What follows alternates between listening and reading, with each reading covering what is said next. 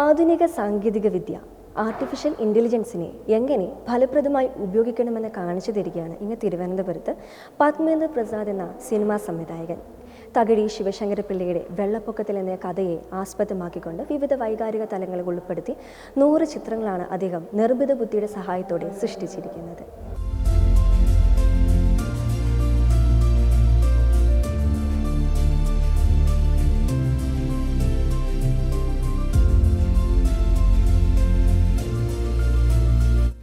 എല്ലാ ഭേദഭാവങ്ങൾക്കും അപ്പുറത്താണ് ജീവൻ എന്ന യാഥാർത്ഥ്യമെന്ന് തെളിയിക്കുന്നതാണ് ഓരോ പ്രകൃതി ദുരന്തവും.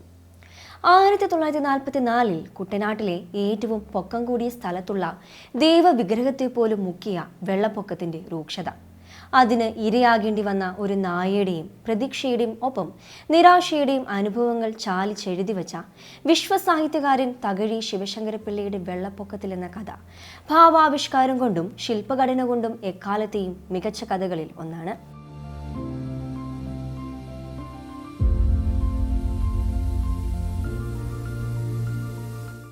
പതിറ്റാണ്ടുകൾക്ക് മുൻപ് തകഴി ശിവശങ്കരപിള്ള എഴുതിയ ഈ കഥ കൂടുതൽ ആഴത്തിൽ മനസ്സിലാക്കും വിധം കഥയെ ആസ്പദമാക്കി ഓരോ കഥാപാത്രങ്ങൾ കടന്നുപോകുന്ന വിവിധ വൈകാരിക തലങ്ങൾ നിർമ്മിത ബുദ്ധിയുടെ സഹായത്തോടെ ശേഖരിച്ച് അവ ഫോട്ടോഷോപ്പിലൂടെ രൂപമാറ്റങ്ങൾ വരുത്തി പ്രദർശിപ്പിച്ചിരിക്കുകയാണ് പത്മേന്ദ്ര പ്രസാദ്. വൈലോപ്പിള്ളി സംസ്കൃതി ഭവനിലെ ലളിതകലാ അക്കാദമി ആർട്ട് ഗ്യാലറിയിലാണ് ചിത്രങ്ങൾ പ്രദർശനത്തിനായി വെച്ചിരിക്കുന്നത്.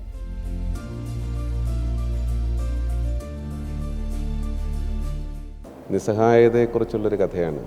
ഹെൽപ്ലെസ് ആയി പോകുന്ന ഒരുപാട് സാഹചര്യങ്ങളുണ്ട്. അപ്പം എനിക്കും അങ്ങനത്തെ ചില സാഹചര്യങ്ങളൊക്കെ വന്നു വിട്ടു. ഒരുപക്ഷെ ആ പട്ടിയുടെ മാനസികാവസ്ഥ ഈ കഥയിൽ നിസ്സഹായതയെ പ്രകടിപ്പിക്കാൻ അദ്ദേഹം പട്ടിയുടെ പെർസ്പെക്റ്റീവിലാണ്, ഒരു നായയുടെ വെള്ളപ്പൊക്കത്തിൽ അകപ്പെട്ട ഒരു നായയുടെ പെർസ്പെക്റ്റീവിലാണ് അദ്ദേഹം നിസ്സഹായതയെ അവതരിപ്പിച്ചിരിക്കുന്നത്. എനിക്കും അങ്ങനത്തെ ചില സാഹചര്യങ്ങളുണ്ടായിരുന്നു. നമ്മൾ ഓരോരുത്തർക്കും അങ്ങനത്തെ സാഹചര്യങ്ങൾ ചിലപ്പം വന്നുവിടും. അപ്പോൾ ആ സമയത്ത് എൻ്റെ മാനസികാവസ്ഥയുടെ ഏറ്റവും ചേർന്ന് നിന്നിരുന്നു ഈ നായയുടെ മാനസികാവസ്ഥയിൽ. ഒരു രക്ഷ എവിടുന്ന് വരും എന്നിങ്ങനെ ഓർത്ത് നിൽക്കില്ലേ.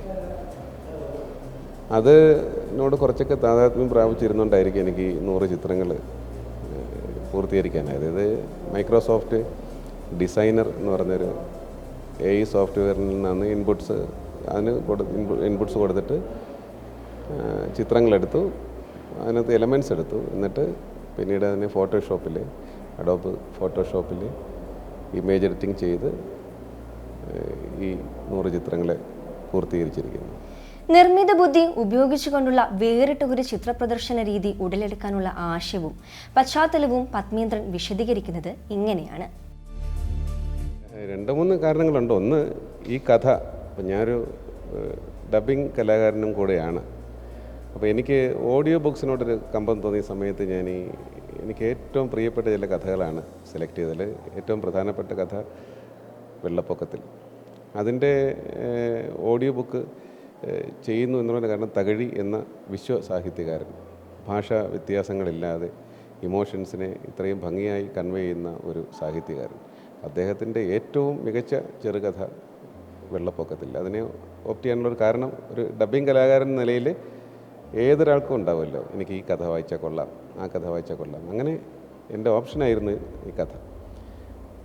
രണ്ടാമത്തെ കാര്യം, 99 വെള്ളപ്പൊക്കം, 1099 കൊല്ലവർഷം, ഇംഗ്ലീഷ് മാസമാണെങ്കിൽ 1924. അന്നത്തെ വെള്ളപ്പൊക്കത്തിൻ്റെ ഇൻസ്പിറേഷനിലാണ് അദ്ദേഹം ഇത് ചെയ്യുന്നത്. അന്ന് അദ്ദേഹം കണ്ട ദയനീയമായ ഭീകരമായ കാഴ്ചകളെ നിന്നും ഉള്ള അന്നത്തെ അനുഭവങ്ങളിൽ നിന്നൊക്കെയാണ് അദ്ദേഹത്തിന് വെള്ളപ്പൊക്കത്തിൽ എന്ന ചെറുകഥ എഴുതാനുള്ള പ്രചോദനം ലഭിച്ചത്. ആ വെള്ളപ്പൊക്കത്തിൻ്റെ 100ാം വാർഷികമാണിത്. അപ്പോൾ എനിക്ക് ഇതിൻ്റെ ഓഡിയോ ബുക്ക് ചെയ്യുന്നതോടൊപ്പം എനിക്ക് തോന്നി അതിൻ്റെ കുറച്ച് വിഷ്വൽസ്, ഒരു 4-5 പടത്തിൽ കൂടെ നല്ല വിഷ്വൽസും കൂടെ ഉണ്ടാക്കിയ രസമായിരിക്കുമല്ലോ എന്ന് കരുതി തുടങ്ങിയതാണ്. അപ്പോൾ അതിൻ്റെ ഓരോ സീക്വൻസും ചെയ്ത് ഞാൻ അറിയാതെ തന്നെ ഇപ്പോൾ ഒരു 7 രാത്രികളിലായിട്ട് മറ്റ് ജോലികളൊക്കെ കഴിഞ്ഞ് നമ്മൾ രാത്രി സമയമായിരിക്കില്ല നമുക്ക് റെസ്റ്റ് കിട്ടുക. അപ്പോൾ ആ സമയത്ത് 7 രാത്രികളിലായിട്ടിരുന്ന് ഈ 100 ചിത്രങ്ങളും ചെയ്തു. മലയാള സാഹിത്യത്തെയും തകഴിയെയും സ്നേഹിക്കുന്ന നിരവധി ആസ്വാദകരാണ് ഇവിടേക്ക് കടന്നു വരുന്നതും ഈ സൃഷ്ടിയെക്കുറിച്ചുള്ള വ്യത്യസ്തമായ ആശയങ്ങൾ പങ്കുവയ്ക്കുന്നതും. ഈ 1924 പ്രളയം എന്ന് പറയപ്പെടുന്നത് സാധാരണ നിലയിൽ ഒരു മനുഷ്യൻ്റെ ജീവിതത്തിൽ സംഭവിക്കാവുന്ന ഏറ്റവും ആസുരമായ ഒരു സംഭവത്തിൻ്റെ ദുരന്തമുഖമാണ്. അത് എത്ര കാലം കഴിഞ്ഞാലും, എത്ര വെള്ളപ്പൊക്കങ്ങൾ വന്നാലും, എത്ര കാലം കഴിഞ്ഞാലും അതിൻ്റെ കൂടുതൽ ദുരന്തമുഖമായി അതിനെ ഓർമ്മിക്കും തോറും അത് വളർന്നു വരികയുള്ളൂ. സാധാരണ നിലയിൽ ഇത്തരം കഥകളൊക്കെ ഒരു കഥ എഴുതുമ്പോൾ കഥയുടെ ഇമേജറികൾ അവസാനിക്കുന്നത് ആ എഴുത്തുകാരൻ്റെ മനസ്സിൻ്റെ ഏറ്റവും ഒടുവിലത്തെ ചിന്തയിലാണ്. പക്ഷേ ആ ചിന്തയും കടന്ന് ഈ ഇമേജറി എത്രത്തോളം വലുതായി നിൽക്കുന്നു എന്നതിൻ്റെ തെളിവാണ് നമ്മുടെ ഈ വെള്ളപ്പൊക്കത്തിൽ എന്ന് പറയപ്പെടുന്ന കഥ. ആ കഥയുടെ അവസാനത്തിൽ വായനക്കാരന് അവശേഷിപ്പിക്കുന്ന ഭീതി, അതിൻ്റെ ഒരു യഥാർത്ഥ ചിത്രം നൂറ്റാണ്ടുകൾക്ക് ശേഷം അല്ലെങ്കിൽ വർഷങ്ങൾക്ക് ശേഷം, പതിറ്റാണ്ടുകൾക്ക് ശേഷം നമ്മുടെ മുമ്പിൽ രൂപത്തിൽ വരികയാണ്. പുതിയ സാങ്കേതികവിദ്യ, പഴയൊരു സംഭവം. ഒരു നൂറ്റാണ്ടിന് ശേഷം അതൊരു ആസ്വാദകൻ്റെ മുമ്പിലേക്ക് ഒരു കഥാരൂപത്തിൽ, ചിത്രരൂപത്തിൽ അതെത്തുമ്പോൾ വായനക്കാരനേക്കാൾ ഉപരിയായി ഒരു കാഴ്ചക്കാരൻ്റെ മനസ്സാണ് എനിക്കുള്ളത്.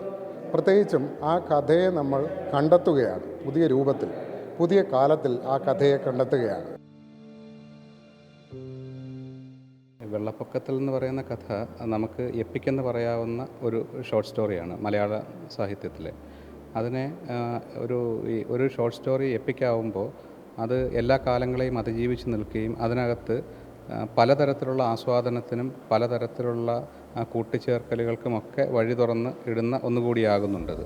അതുകൊണ്ടാണ് അതിൻ്റെ മറ്റൊരു വ്യാഖ്യാനം പോലെയാണ് പ്രസാദ് ഇതിൻ്റെ സൗണ്ട്സ്കേപ്പ് ചെയ്തത്. ആ സൗണ്ട്സ്കേപ്പ് 1,00,000-ലധികം ആൾക്കാർ ഇപ്പോൾ തന്നെ കാണുകയും കേൾക്കുകയും ഒക്കെ ചെയ്തിട്ടുണ്ട് യൂട്യൂബിൽ.